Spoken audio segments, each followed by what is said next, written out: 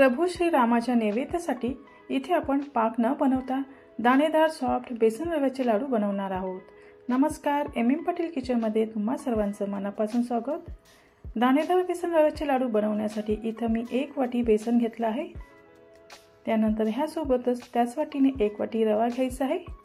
हा नॉर्मल रवा आहे, इथे मी बारीक रवा वापरला नाही आहे।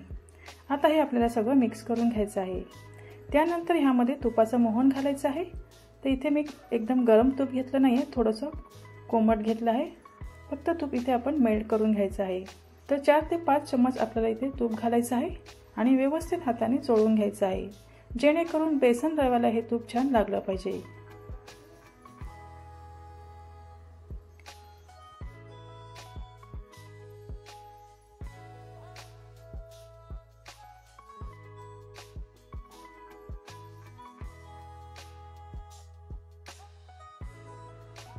तर हे बघा, अशी मुठी बनली पाहिजे, म्हणजे तुपाचं मोहन व्यवस्थित आहे। आता ह्यामध्ये आपल्याला हलकं गरम पाणी घालायचं आहे।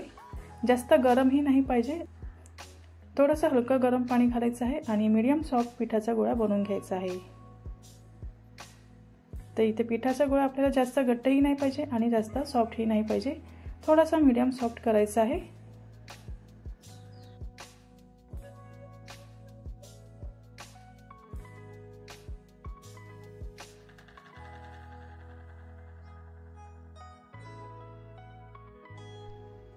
तर हे बघा, मीडियम सॉफ्ट पीठ तयार झालं आहे। यावरती आता आपल्याला 6-7 मिनिटे झाकण ठेवायचं आहे। 6-7 मिनिटे झाली आहेत।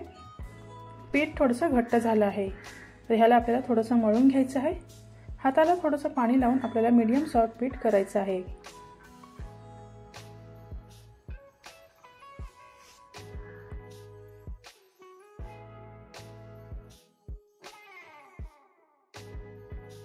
आता आपल्याला ह्याचा छोटा गोळा घ्यायचा आहे आणि पुरीसारखं आपण हे लाटून घेऊ शकता किंवा थापूनही घेऊ शकता। तर इथे मी लाटून घेते। इथे आपल्याला जास्त पातळही नाही पाहिजे आणि जास्त जाडसरही नाही लाटायची आहे, थोडीशी आपल्याला हे मीडियम ठेवायची आहे।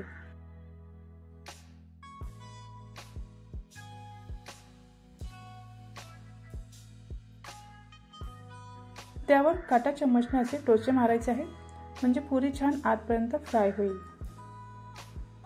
तर इथे मी सर्व पुऱ्या लाटून तयार केल्या आहेत।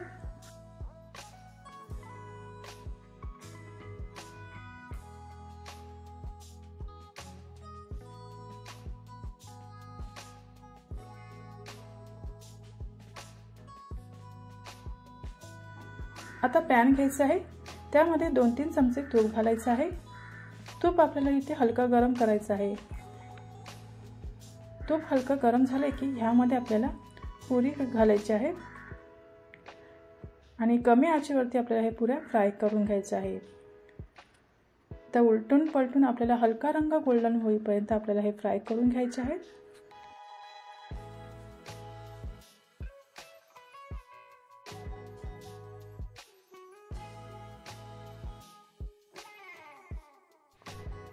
तर हे बघा, छान असं गोल्डन रंगावरती पुऱ्या फ्राय झाल्या आहेत। ह्या मी काढून घेते आणि बाकीच्या सर्व पुऱ्या फ्राय करून घेते आणि त्या थंड करायच्या आहेत। आता त्याच पॅनमध्ये मी 1 चमचा तूप घातलं आहे आणि त्यामध्ये काजूचे काप, बदामाचे काप आणि पंपिंग सीड घेतले आहेत। हे आपल्याला फ्राय करून घ्यायचे आहेत। इथे तुम्ही तुमच्या आवडीनुसार ड्रायफ्रुट्स घालायचे आहेत। तर ड्रायफ्रुट्स छान फ्राय झाले आहेत। आता हे मी काढून घेते आणि पॅनमध्ये जे तूप राहिलं आहे ते आपण नंतर वापरणार आहोत।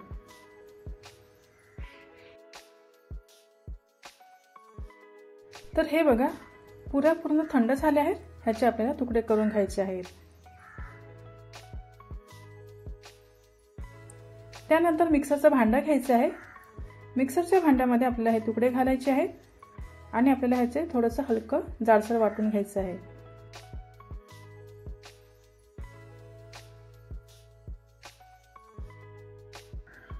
तर हलकं जाडसर वाटून घेताना मिक्सर चालू बंद करून वाटून घ्यायचं आहे।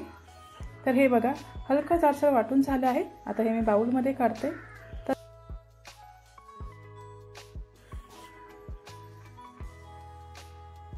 तर असं हलकं वाटून घेतल्याने छान असे दाणेदार लाडू तयार होतील। आता ह्यामध्ये आपल्याला फ्राय केलेले ड्रायफ्रुट्स घालायचे आहेत आणि त्यासोबत अर्धा छोटा चम्मच वेलची पूड घालायची आहे आणि मिक्स करायचं आहे।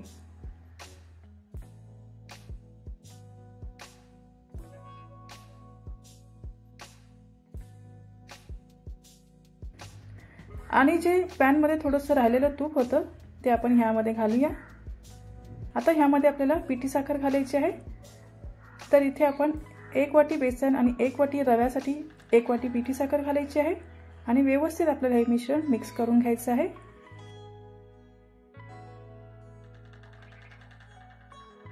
तर हे बघा, लाडू वळण्यासाठी मिश्रण थोडंसं कोरडं आहे, तर ह्यामध्ये आणखीन 2-3 चम्मच गरम तूप घालायचं आहे आणि व्यवस्थित मिक्स करून घ्यायचं आहे।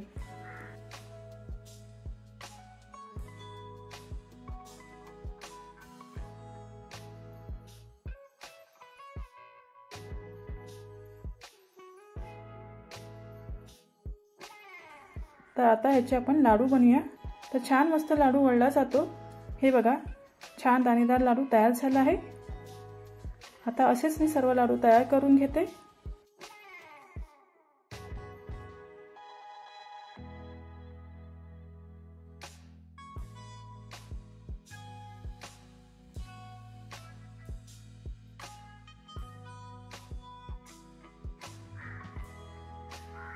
तर इथे आपण पाक न बनवता इथे आपण लाडू बनवले आहेत। अगदी सहजपणे इथे लाडू वळले जातात। तर इथे आपले छान मस्त दाणेदार लाडू तयार झाले आहेत। तुम्हाला मी एक तोडून दाखवते।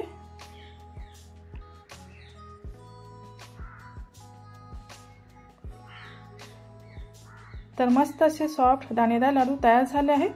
खूप टेस्टी लागतात। तुम्ही नक्की बनवून बघा आणि व्हिडिओ आवडला असेल तर लाईक शेअर नक्की करा आणि चॅनलला सबस्क्राइब करायला विसरू नका। पुन्हा भेटू अशाच नवीन रेसिपीमध्ये। तोपर्यंत धन्यवाद।